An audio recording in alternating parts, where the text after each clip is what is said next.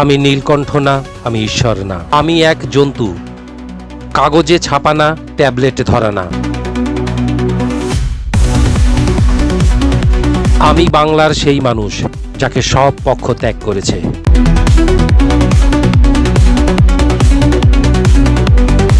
একদা ছিল দেশ, একদা ছিল যুক্তি, এখন কেবল স্লোগান আর গুলি।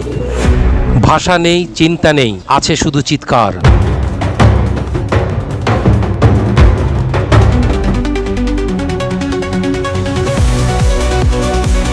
আমি মরছি না, আমার মৃত্যু দিয়ে তোমরা বাঁচাতে চাও। যুক্তি চলে গেলে, তর্ক অন্ধ হলে গল্প থাকে না, থাকে শুধু ধ্বংস।